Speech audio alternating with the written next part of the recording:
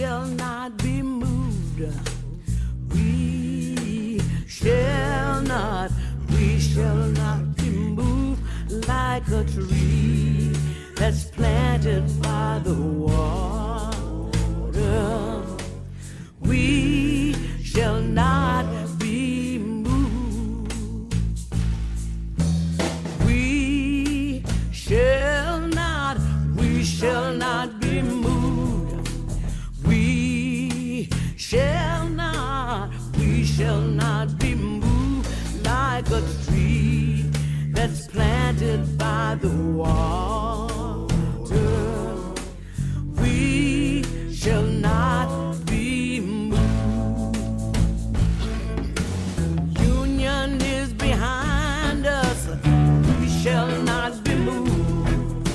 The union is behind us. We shall not be moved. Just like a tree that's planted by the water. We shall not be moved. We're fighting for our freedom. We shall not be moved. Fighting for our freedom. We shall not be like a tree that's planted by the water. We shall not be moved. Fighting for our children. We shall not be moved. We're fighting for our children. We shall not be moved like a tree that's planted by the water. We shall not be moved.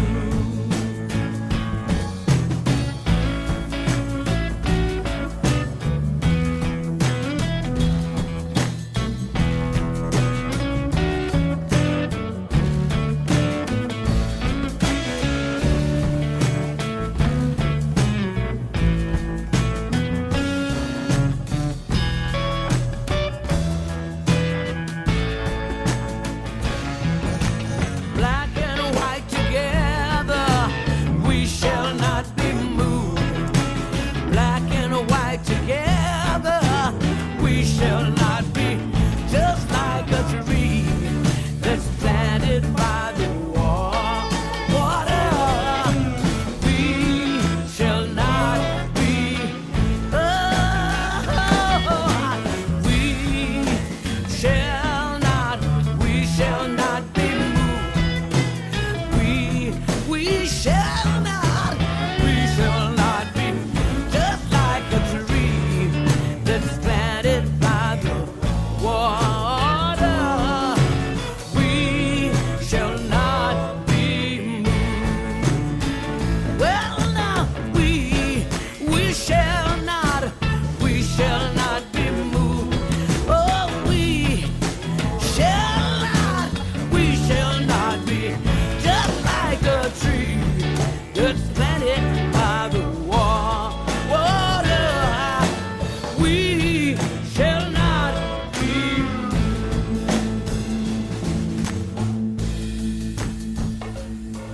Oh, we shall not be moved. We shall not be moved like a tree that's planted by the water. We shall not be moved.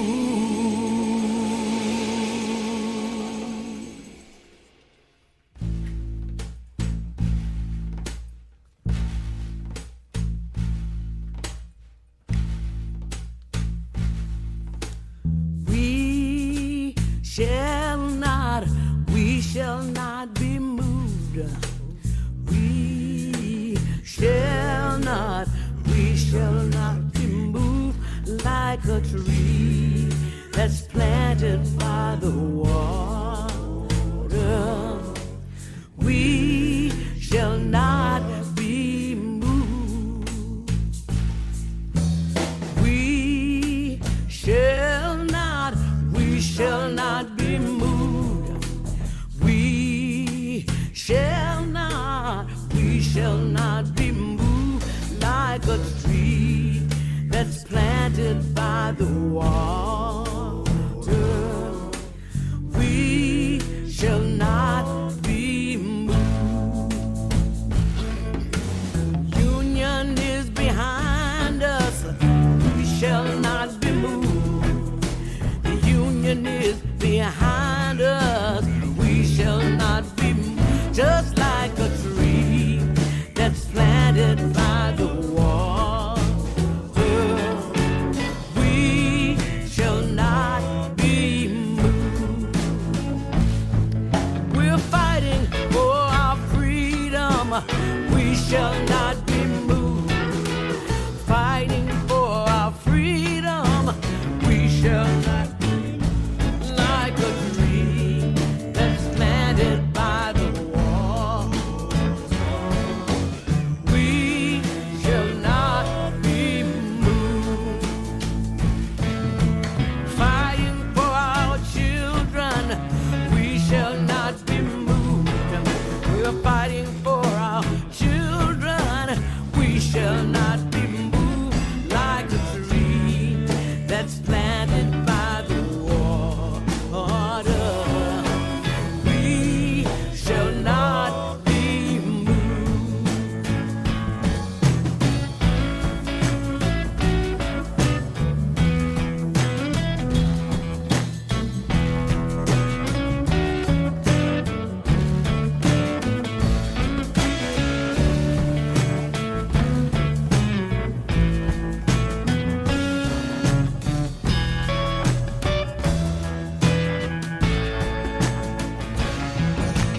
Black and white together, we shall not be moved. Black and white together, we shall not be just like a tree that's planted by the water. We shall not be.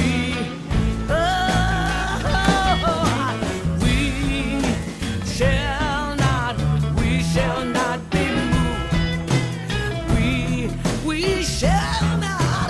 We shall not be just like a tree that's planted by the water.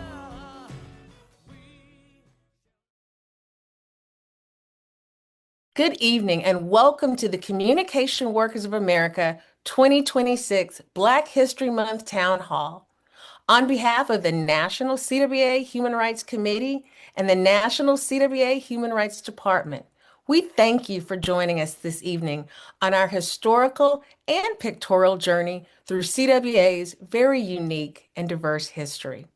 Throughout the evening, you will hear Black history in the making, from CWA's membership and leadership, highlighting the continued relevance of things like MLI, the Minority Leadership Institute, renamed in 2022 to honor Dennis Surratt, a trailblazer in his own right, who led the CWA Human Rights Department and successfully appeared on the ballot in many states when he ran for president of the United States. We will also honor and highlight our CWA Executive Diversity Board seats and the members who serve in these critical leadership roles.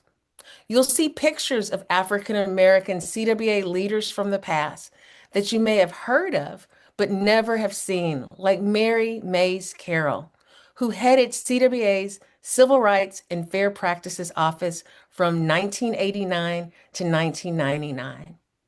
We'll also hear from the Human Rights Committee in a rousing oratory rendition of the powerful words of Lift Every Voice and Sing, which was originally written as a poem in 1899 by James Weldon Johnson to honor President Abraham Lincoln.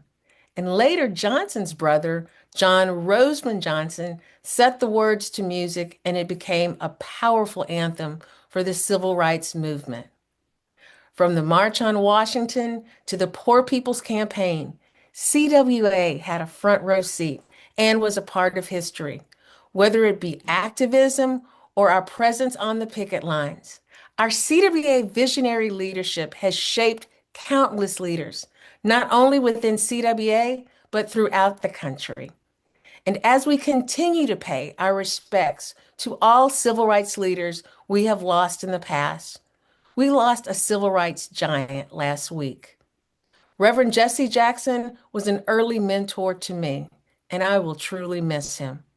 Reverend Jackson was a longtime friend of CWA and the labor movement. He believed, as we do at CWA, that where there's injustice, you will find us. He taught me the importance of service, that civil rights work includes being of service to your community. With his Operation Breadbasket that fed countless children, he taught me that civil rights and human rights must be about the vote and voter education. Like Dennis Surratt, Reverend Jackson also ran for president in 1984. And it was because of the bravery and the tenacity of Reverend Jackson and Dennis Surratt that we had a Barack Obama and a Vice President Kamala Harris. And yes, I know we currently have our own challenges. DEI is being defunded, human rights is being minimized everywhere, and they are trying to erase our collective history. But Reverend Jackson saw terrible things too. He saw Dr. King assassinated on the balcony of the Lorraine Motel, and he grew up in the Jim Crow South. But he urged us to fight and to keep hope alive. We, as labor activists and human rights activists, cannot allow for human rights to be minimized nor marginalized. Reverend Jackson also taught us too long ago that I am somebody. Working people, we are somebody. And human rights activists, we too are somebody. We are the Northern Star for courage and strength. So keep hope alive. This town hall is in his honor and all the great African American heroes and sheroes whose shoulders we currently stand on. So I encourage you to sit back, relax, and enjoy tonight's program, which will serve as a celebration and a commemoration of the history of African Americans, not only in CWA's history, but in labor histories. Our next guest is also a first, the first African American vice president of District 6 and the first international president of CWA. It is my distinct privilege and honor to introduce President Claude Cummings Jr.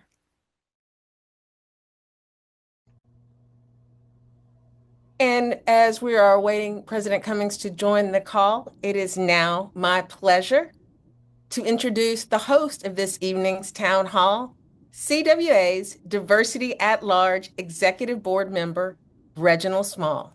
Reginald? Thank you, Angie Wells. Greetings, everyone, and happy Black History Month. I am Reginald Small, Diversity Executive Board member representing District 4 and District 6. We have a very exciting Black History Town Hall celebration planned for you. I'm excited to celebrate our work, our power, and yes, our union. Tonight, I will be serving as the moderator of ceremonies. So up next is Executive Board member and President of IUE, Mr. Carl Kennebrew. Welcome, Carl. After you unmute, Carl. You would think after all these years, we have that figured out. Well, good evening, everybody. It's a blessing to join everybody this evening. Happy Black History Month. You know, this program, it was born out of a deliberate effort by CWA, excuse me, to ensure that men and women and minorities have meaningful pathways to leadership. And we need that now more than ever. I think it's very important to understand that this program, especially right now, and the work that's being done, combats all the attacks that are happening on human rights, because we know the human rights are also workers' rights. MLI creates a transformative space where people are stretched, supported, but most importantly, empowered to grow into their full leadership potential. And MLI allows participants to thrive by giving them all the tools, confidence, and the community that they need to rise as leaders.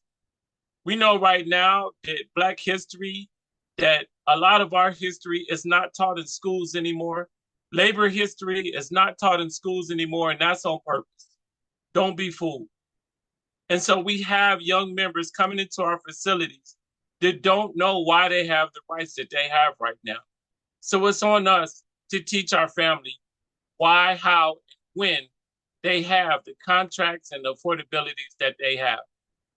And it's very critical right now also to celebrate Black History Month, especially when we know that America's story is trying to be rewritten or erased from history.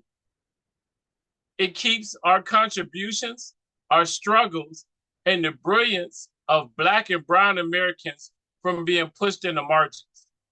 And it affirms the identity and gives young people the representation that they need to see themselves with pride and possibility.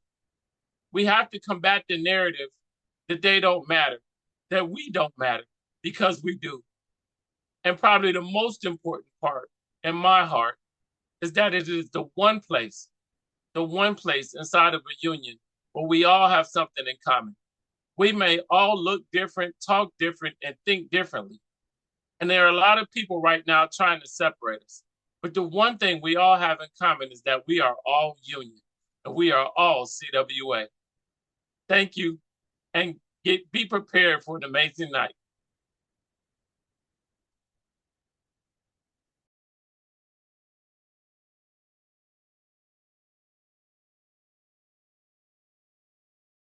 Lift every voice and sing till earth and heaven ring. Ring with the harmonies of liberty. Let our rejoicing rise. High as the listening skies.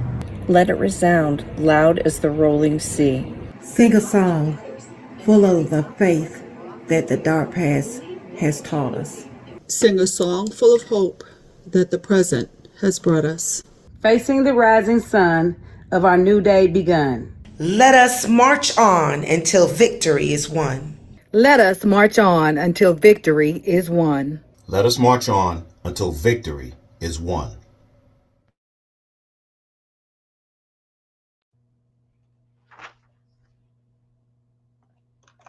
Let us march on. Let us march on indeed until victory is won. Now we will hear from three of the greats in this union. Diversity Board member Vera Michael, representing District 213 and District 3. She also serves as president of CWA Local 2205. And from Gerald Brown, Minority Caucus president and first vice president of Local CWA Local 1180. And then from our most tenured Diversity Board member, Gloria Middleton, who represents District 1 and who is also president of CWA Local 1180. Welcome, Vera. Let me go ahead and unmute. Good evening. Since the early 1970s, Communication Workers of America has proudly identified itself as an activist union that one independently prioritized diversity and the inclusion of women and people of color in every aspect of leadership. This commitment was never symbolic, it was strategic. Early CWA leaders understood the real power at bargaining tables is directly connected to the movement and coalition building. That understanding drove CWA members in the 1970s to stand on the front lines of history, including participation in the March on Washington for Jobs and Freedom, and to support the local and national protests aimed at building collective power. In 1974, the formation of the National Committee on Equity and the National Women's Committee marked a turning point, intentionally creating leadership pathways for women and people of color. Those efforts laid the groundwork for one of the most diverse executive boards in labor history. The establishment of the Dennis Charette Minority Leadership Institute further strengthened the commitment by bringing members of color together for an intense leadership development equipping them with the skills, the confidence, and the lifelong bonds that continue to shape our union today. Economic justice has always been at the heart of the civil rights, and through the continued work of human rights committees, CWA has demonstrated that protecting workers' rights and advancing civil rights are inseparable missions. For me, this history is not just something I read about. It is something that I live. As the first Black executive vice president of Local 2205, and then to be the first Black female president, I stand on those shoulders of those who intentionally created space for me at the table. My journey reflects the very principles of CWA. For decades, equality, leadership, development, and collective power representation mattered. And my elections were not just personal, they were milestones. It was a reflection of what intentional inclusion could produce. My commitment to this work began long before I stepped into union leadership. My mother was the first example of courage, civic encouragement, and community adversity. She introduced me to politics at a very young age, teaching me that our voices mattered, that change requires participation. Watching her encourage people, organize people, engage in people, and to speak up for what's right, planted that seed of leadership. Leadership is about service. And because of that foundation at home and the opportunities within CWA, I understand deeply that economic justice and civil rights are forever connected. My leadership is continuation of both my mother's legacy and the CWA's long-lasting commitment to building power through diversity, activism, and unity. I thank you for this opportunity to be before you. I want to say Happy Black History Month to my fellow brothers and sisters, and I want to say have a wonderful evening.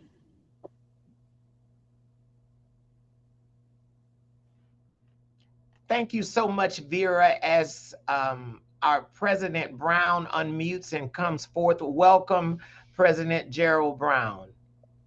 Good afternoon, everyone. I am delighted to be here with you as we celebrate Black History Month in 2026. We have had many milestones with Blacks in America, which I'm going to talk to you a little bit about tonight. But the Minority Caucus started out over 50 years ago as the Black Caucus in CWA.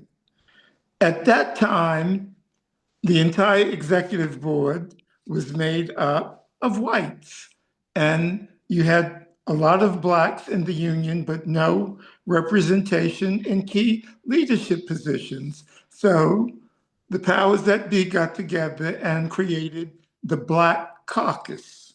As time went on, we realized that there were Hispanics, Native Americans, gays and lesbians, and other groups that needed representation also.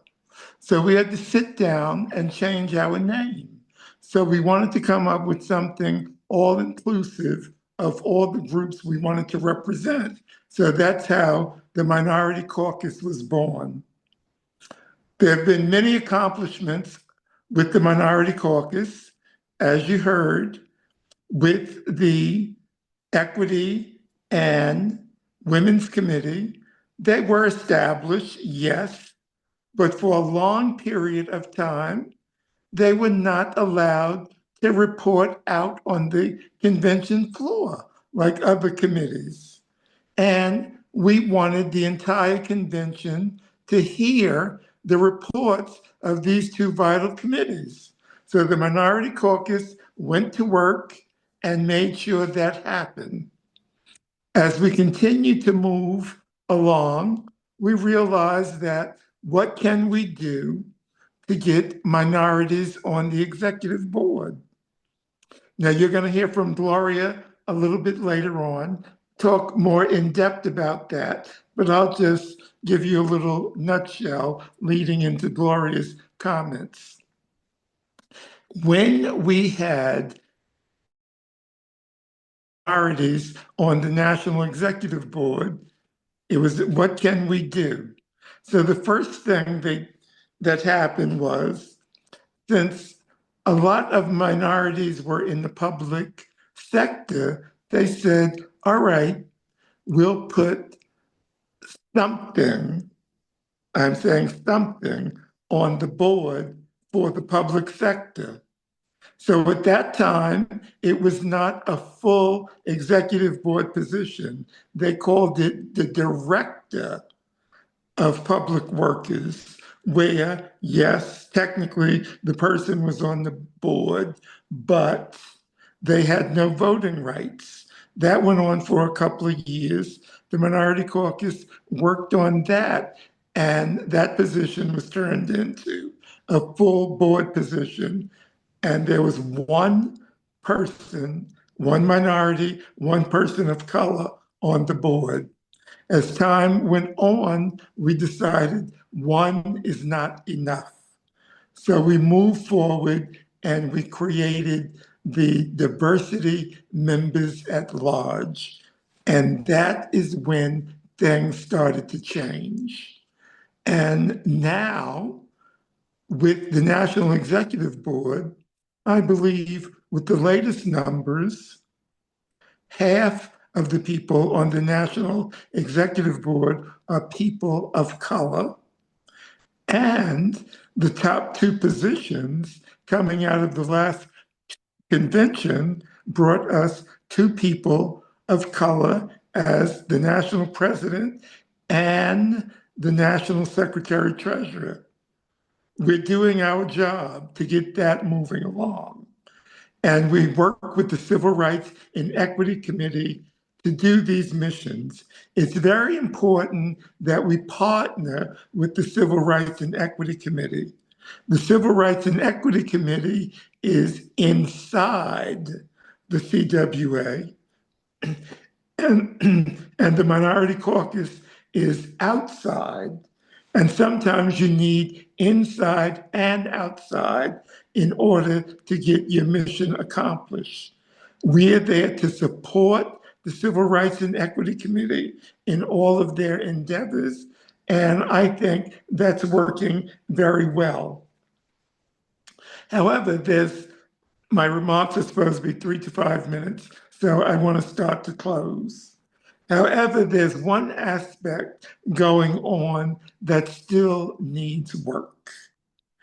With the Minority Caucus Executive Board, I'm hearing that in some of the districts and some of the states within those districts, we're still dealing with the issue of minorities not being welcome in their local.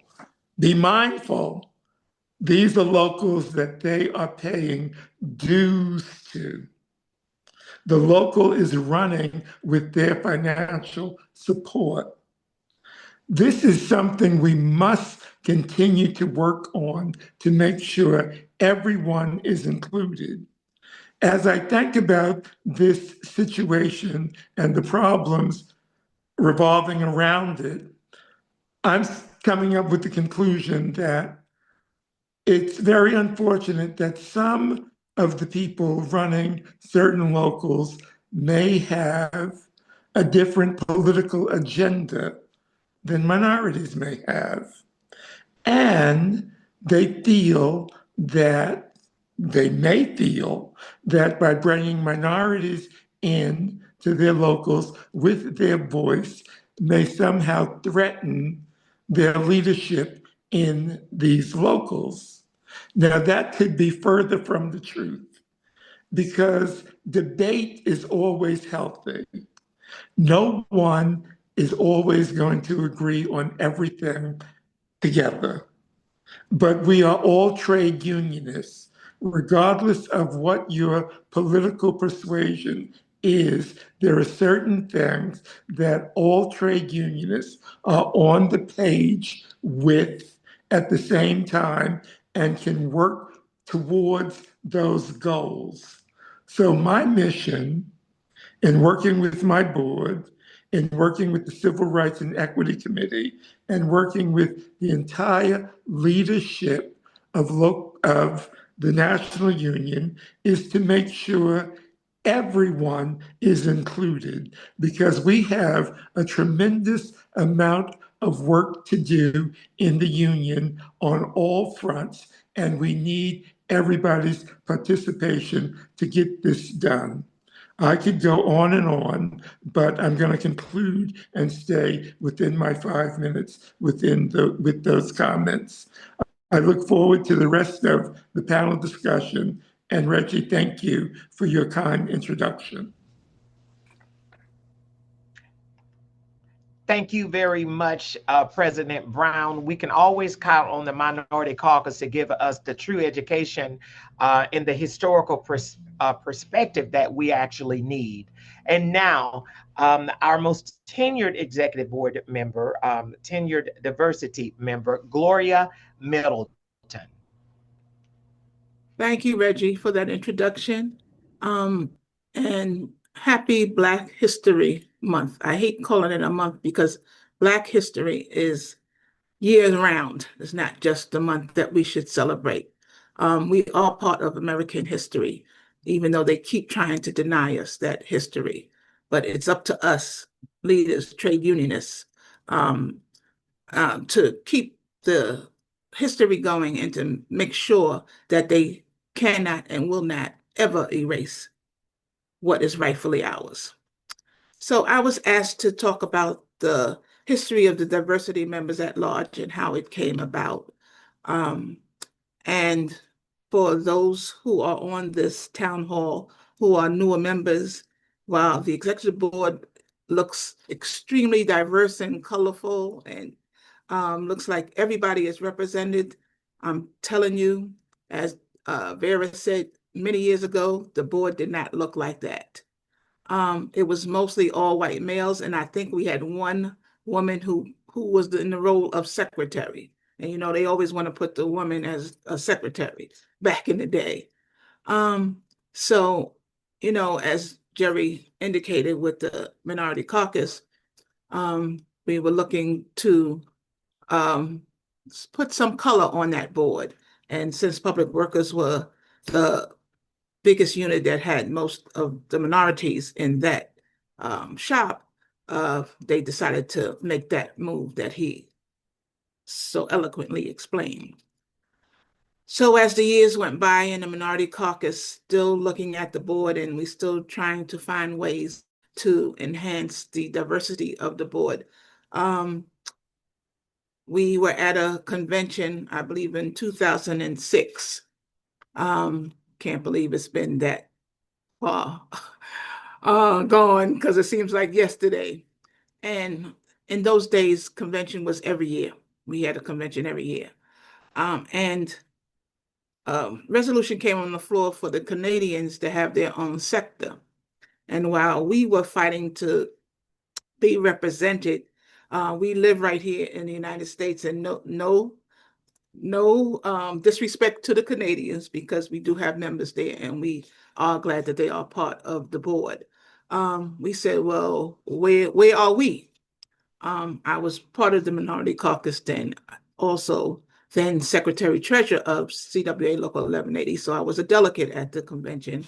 And when we heard that resolution on the floor, those of us who were in leadership and in the Minority Caucus and were delegates got on the convention floor to say, wait a minute, before you do that, we must be included.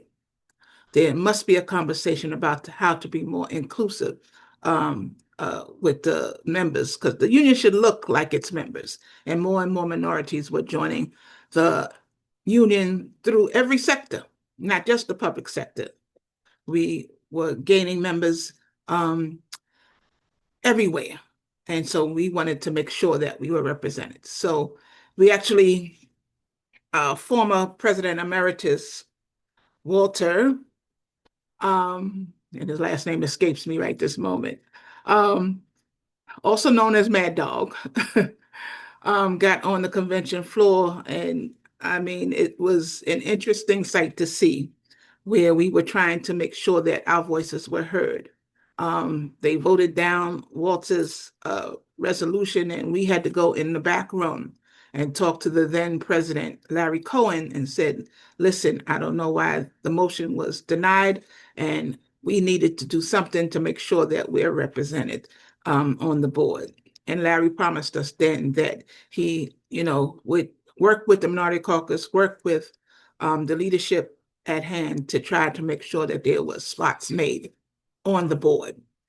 So the following convention, the discussion happened where a resolution was passed to make diversity members at large positions. And there were going to be 4 positions representing the Northeast, the Southeast, Central, and the Western regions of CWA. Now, in that resolution, while like the vice presidents are voted on by their particular district or their particular sector, the president of CWA, the secretary treasurer of CWA, and diversity members at large have to be voted on by the full convention delegates. Those 3 positions have to be voted on by the full delegation, which is unique. And the first initial setup happened following the 2007 convention. And there were people appointed from each region for those positions. And then the first election happened in the year 2008, where they served in 3-year terms until later at convention. We decided convention would be every 2 years, so now they did 4-year terms. The purpose of the seats were designed that local officers would be represented on the board to be able to have a voice, to have voting power, to remind vice presidents and sector presidents of what was happening from the local level. Because sometimes vice presidents and sector presidents are not in the field for so long that they're away from what actually happens in the local for so long, they forget what is happening amongst the rank and file. And we're there to be the voice of the rank and file. And trust me, we speak up as the voice of the rank and file. We have many discussions, and the purpose of us being there is to remind them of what the members are seeing and what the members are feeling. And through my tenure as a diversity member at large, following in the steps of Carolyn Wade, which I can't fill her steps, that voice is heard amongst the board, and the other diversity members at large represent their districts very well. These seats are important as we go forth. Claude Cummings, whenever he gets on, he can tell you he came from being a diversity member at large. He came from being part of the Minority Caucus. That's why the institutions that we have put in place in CWA are so important for us to get to where we are today. And we want to remain to be able to hear, to have our voices heard as we go forth in the future. I am a product of 2 parents. My mother was a housewife, mother of 8 children. My mother and father had 8 children. He was a trade unionist. He was a laborer. That's how I got involved in understanding that unions were so important. There was no way he would be able to pay rent and take care of his children without the power of a union and having that type of job. That helped me, as Vera said, make sure that I was committed to community and to the workforce and to make sure that we all are well represented. Through that, like Vera, I'm the first woman and first Black woman to be president of CWA Local 1180. And it's through these movements with going through what we have gone through with the Minority Caucus and the leadership of CWA that people like us are able to be in that position. And I hope that we continue this process as we go forward for the next generation who's going to come along and see what is happening and make sure that we move forward. We're not always going to agree on everything, but we all have one thing in common: dignity and respect in the workplace and making sure our rights are not tarnished. Thank you for this opportunity. Glad to be able to give a little bit of the history of the diversity members at large.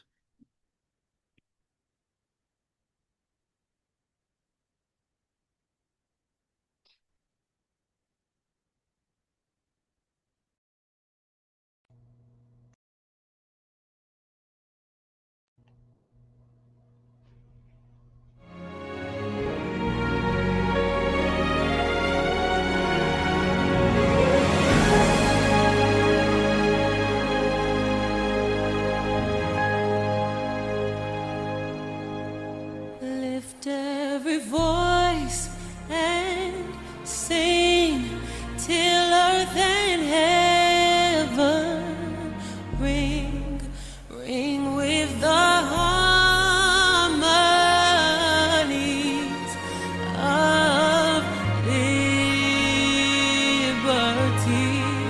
Let our rejoicing rise as the listening skies. Let it resound loud as a rolling sea. Sing a song full of the faith that the dark past has taught us. Sing a song full of the hope that the present has brought us. Facing the rising sun of a new day begun. Let us march on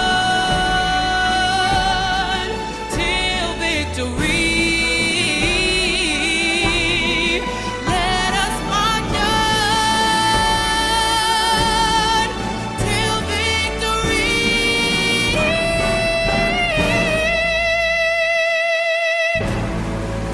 is won.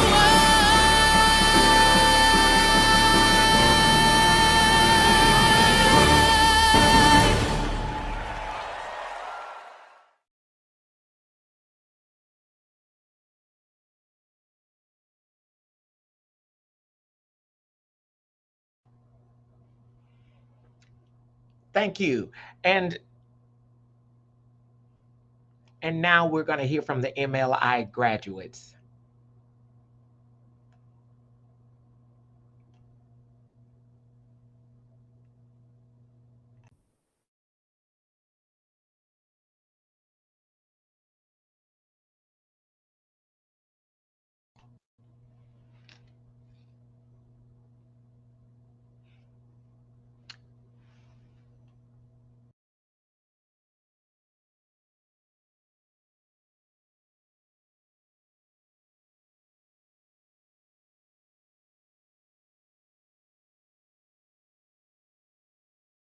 Hi, my name is Vonda Wilkins, and I am a graduate of MLI Class 2022.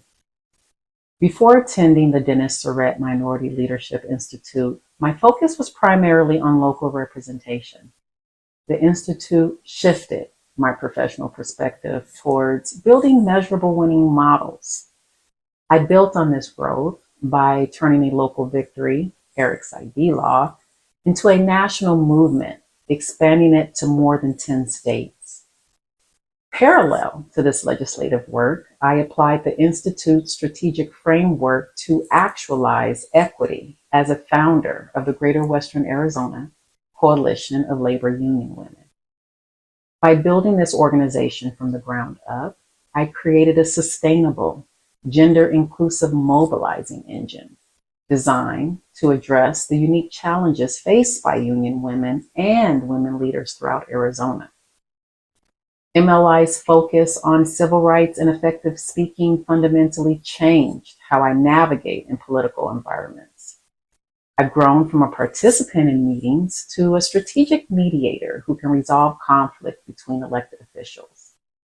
This growth was vital in building a multi-organizational coalition for Eric's ID Law and in my international work with the global labor justice. I no longer just organize. I bridge the gap between diverse groups, from the international garment workers to the LGBTQIA+ members, to ensure our legislative and labor goals are met with a unified voice. Being an MLI graduate has transformed my outlook on my work, both within District 7 and across its borders. The training empowered me to move beyond daily tasks of leadership and focus on movement sustainability. I applied this by assisting locals in establishing or reestablishing their human rights and/or women's committees, ensuring they have the structural power to dismantle workplace racism and discrimination. Building on these skills gained at the Institute, I have developed a thriving leadership pipeline by mentoring next generation leaders and equipping more than 200 activists with the tools to navigate implicit bias, gender equity, and environmental justice. By centering these initiatives, I ensure that our movement remains diverse, accountable, and prepared to meet future challenges. Reflecting on my journey, it's clear that I would not be where I am today without the transformative training I received from the Dennis Surratt Minority Leadership Institute. This prestigious, high-caliber training provided the critical bridge between advocacy and strategic leadership, equipping me with the tools to navigate complex global and legislative landscapes.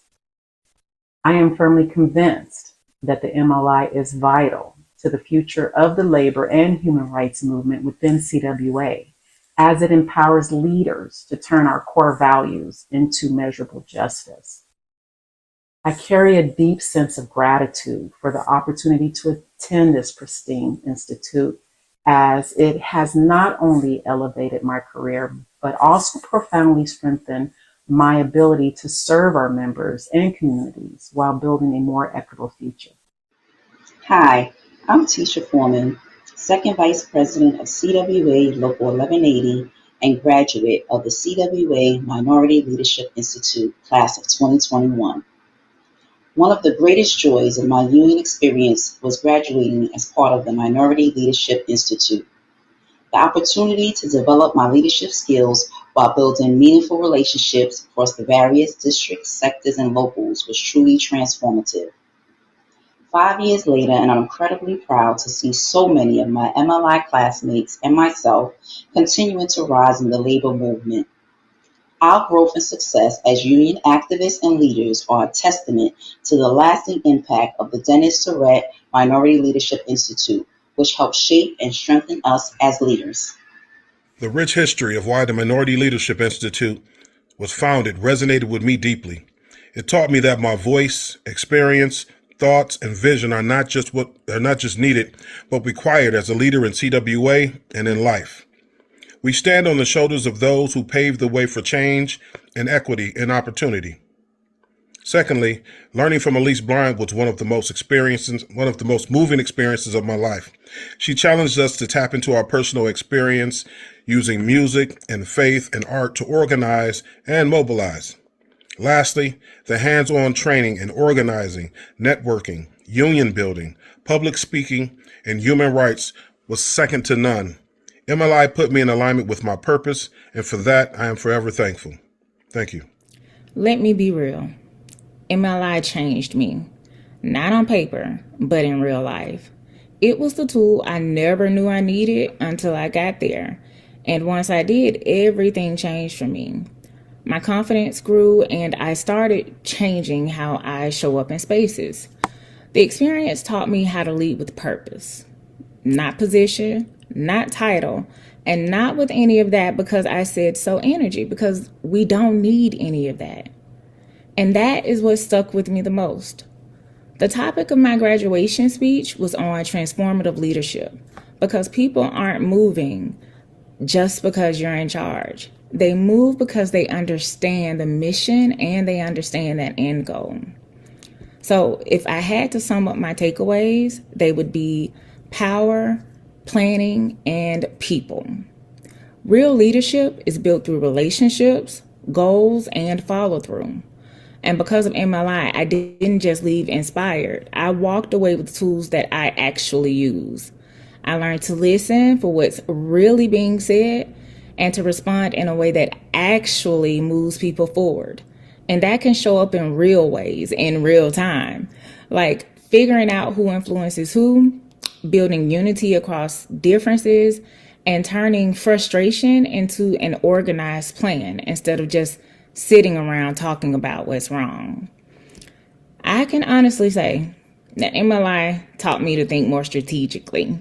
Now I'm always asking myself, what's the long game? And how do we bring more people with us instead of trying to carry everything on my own? And most importantly, MLI reminded me that as a minority woman, my voice belongs in the room, period. And some of us need that confidence and connection with other leaders who get it. And that can help us leaders ourselves instead of feeling like we have to shrink or fit in to be respected. So I'll always be grateful for MLI, and not just for what it taught me, but for who it helped me to become.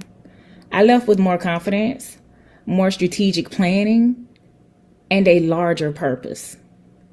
I'm committed to continuously using what I learned to build stronger leaders, stronger locals, and a stronger CWA.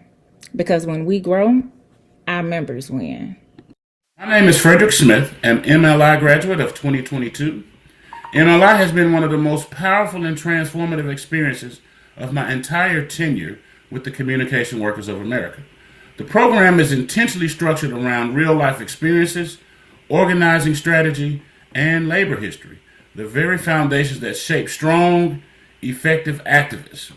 The structure doesn't just inform you, it molds you. It certainly molded me. MLI sharpened my leadership skills, it deepened my understanding of labor law and collective bargaining, and it strengthened my organizing lens.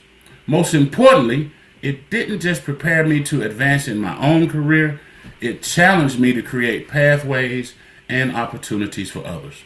MLI doesn't just build leaders, it builds leaders who help build other leaders. And for that, I am grateful. I hope you all have a great day and happy Black History Month.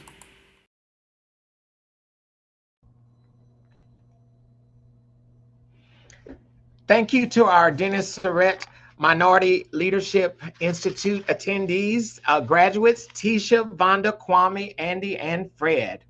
And President Cummings extends to us his best wishes for our Black History Month and our Black History Month celebration. He also extends to us his regrets that he was unable to join us on tonight.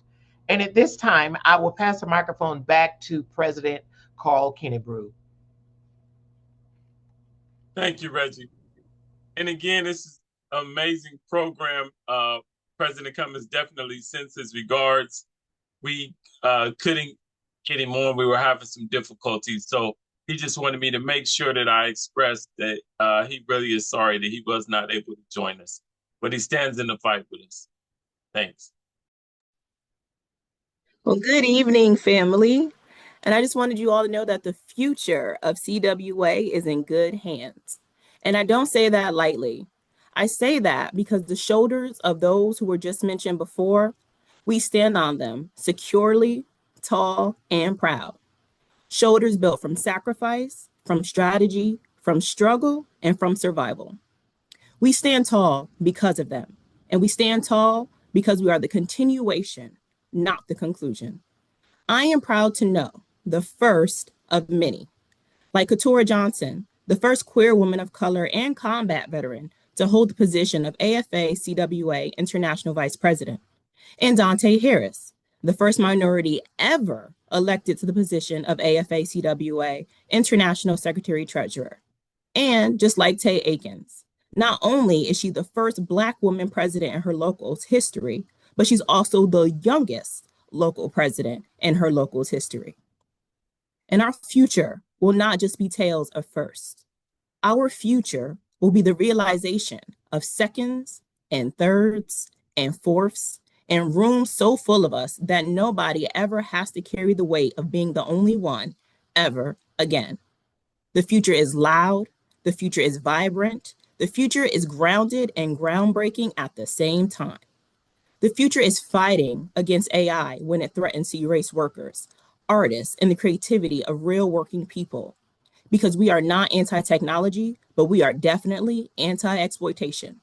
And we will protect the writers, workers, performers, technicians, customer service reps, because you cannot automate lived experience, you cannot replicate culture, and you cannot digitize dignity. The future is protecting workers and artists because creativity belongs to the people who create it, not corporations that just want to profit from it. And the future is bringing folks together at our Human Rights Conference to share in this truth that we are tired, but we are not waiting for anyone to come save us. No, we are fighting the oligarchy right now because there are no kings here. There are no kings in a union, there are no kings in solidarity, and there are no kings when the power belongs to the people. So we will not live in silence. We will not stand in the line of indoctrination. We will not shrink ourselves to make injustice comfortable. We will educate, we will organize, and we will mobilize because the future is revolutionary. And yes, the revolution will be televised, but we will not stop there. The future will be streamed, and the future will be live and on demand. The future will be recorded and tweeted and shared and posted and amplified. The future will show up in podcasts and radio shows, town halls, and timelines. Through platforms like our Human Rights Hour of Power radio show, the future will be brought to you, and it will be brought to you live. The future will meet people exactly where they are, in break rooms, on picket lines, in conference halls, on radios, in headphones across the country. We will continue to educate and mobilize in all ways across all platforms. We will train our future leaders on what it looks like to live in a world free from injustice through anti-racism, gender justice, environmental justice, LGBTQIA+ visibility, and real conversations about wellness and well-being. We are raising a generation of activists who not only act, but rest. Not only build, but bond and bask in all that we have achieved. Not only resist, but reimagine. Because burnout is not a badge of honor, and wholeness and a strong mind is pivotal to a strong movement. Through programs like the Dennis Surratt Minority Leadership Institute, we are bringing forth the Leander Flemings and the Shandon Gomeses of the world, leaders who understand that workers' rights and human rights are the same fight, and that fight will not be stunted. It will not be silenced, and it will not be stalled. We will be the generation that documents the movement in real time. We will be the generation that shines a spotlight on this country's injustices. We will confront racism, workplace violence, gender-based violence, immigration injustice, mental health stigmas, and we will persevere. We will not fail, we will not falter, because as our Human Rights Committee reminds us, we will build resilience through resistance. The future is already here though, right? We're living in it. The future is Brittany Kewington and Dominique Melvin, whose leadership reminds us that representation is not symbolic, it is structural, and it is our right. The future is learning, the future is raising, The future is promoting, and the future is already moving through the movement. So the future of CWA is in good hands because the future of CWA understands its history. It understands that Black history is labor history, Black history is union history, and Black history is resistance history. We are not just honoring Black history tonight. We are making it. The future of CWA is Black history in the making. Thank you. Wow. Thank you, Micaiah. I'm definitely excited about the future after that. After that presentation, you make me want to go and even open an Instagram account or go tweet something. I don't know which one. But thank you so much. Now for our final remarks, I give to you our own Amina Salam, Secretary Treasurer, who was elected by acclamation during the 79th convening of our CWA delegation. She happens to be a history maker, a trailblazer as the first woman of color to serve this union in this capacity. I proudly present to you Miss Amina Salam. Thank you, Brother Reggie. Good evening, sisters, brothers, and siblings. What an educational and inspirational program. I don't know about all of you, but I'm leaving energized and filled with hope. Hope rooted in our history and fueled by our future. We are gathered here not just as members of CWA, but as a united force with the power to shape what's going to come next. African American women have always stood at the crossroads of justice and courage. From Harriet Tubman, guiding our people to freedom, to Fannie Lou Hamer, demanding the right to vote, to Rosa Parks, sitting down so a movement could stand up. African American women have carried the torch of change. Their legacy reminds us all that leadership is not about permission, but about walking in your full purpose. As we all move into the next chapter of this union, let us remember, true leadership knows no boundaries of race, gender, or title. Our power resides in our diversity. When every voice is heard, when every voice is valued, and when every voice is empowered, we don't just grow, but we flourish. The future of our union depends on our unity. Shoulder to shoulder, across every background, in every community, in every local, we rise to higher heights together. Leadership is not about holding a position. It's about lifting up the next generation. It's about listening, acting, fighting for dignity, fairness, and opportunity for every worker. Make no mistake, challenges lie ahead of us. But as Maya Angelou reminds us, we may face defeats, but we must not be defeated. Every obstacle we overcome defines who we are and proves what we can become. So let us lead with integrity. Let us mentor the next generation. Let us build a union that reflects our highest values, justice, compassion, and courage. Together, we will not only shape the future of this union, but we will continue to write CWA's history. I again thank the Human Rights Committee and the Human Rights Department for creating such a safe and nurturing space tonight. I want to thank you for the opportunity to come before you, and have a blessed evening.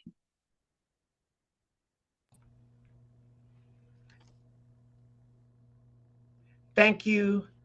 Thank you so much, Secretary Treasurer Amina Salam. Thank you so much for your leadership. We have had a wonderful, amazing time this evening.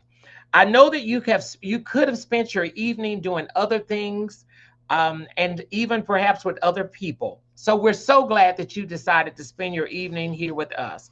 We thank all of our speakers, Secretary Treasurer Salam, diversity members Gloria Middleton, and I need to straighten that out. Gloria is not the most tenured one. It is actually Vera, and we thank both of them, Gloria as well as Vera Michael. And I would just like to make mention that we have the newest addition to the diversity team, Ms. Marlene Jimenez, representing D9 and D7.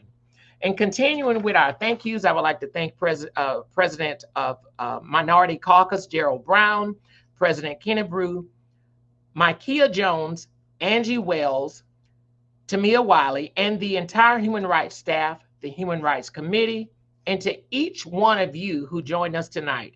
Thank you sincerely. Please continue to join CWA, Our Power Radio, on tomorrow morning as we continue to make history in labor on kyokradio.org at 10 o'clock Central Time, 10 o'clock a.m. Also, listen closely. Mark your calendars to attend the CWA Human Rights Conference in Atlanta, Georgia. More information to come in August. Stay tuned for a final video, and until we meet again, stay in the fight and good night.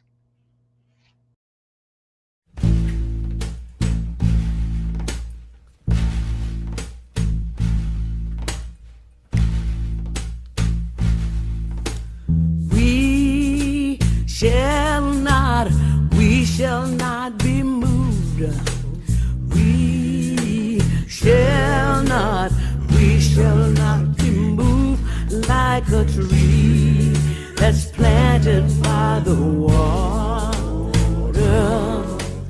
We shall not be moved. We shall not be moved. We shall not be moved like a tree that's planted by the water. We shall not be moved.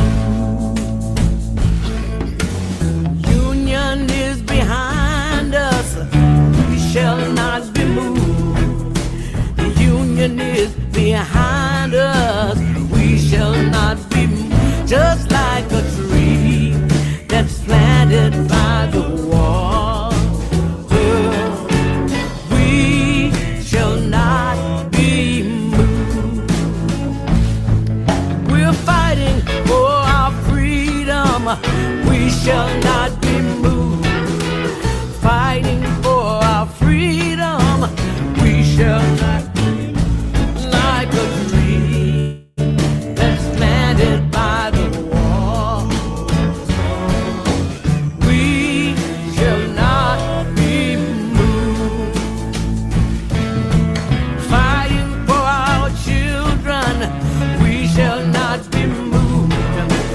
fighting for our children.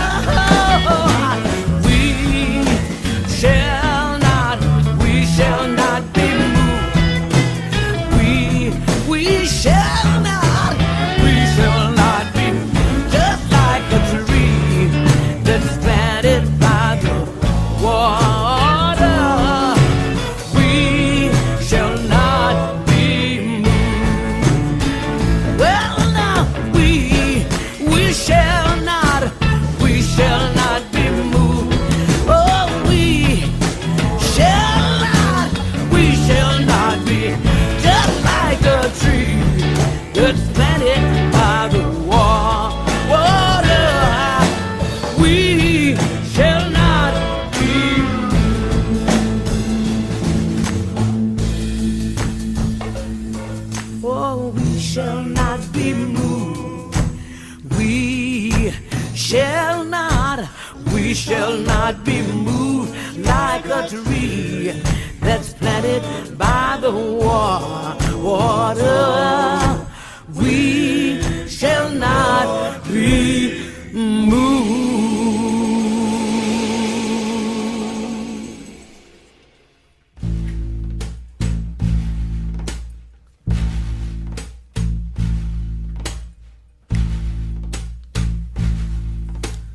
We shall not be moved. We shall not be moved like a tree that's planted by the water. We shall not be moved. We shall not be moved. We shall not be moved like a tree that's planted by the water. We shall not be moved. Union is behind us. We shall not be moved. The union is behind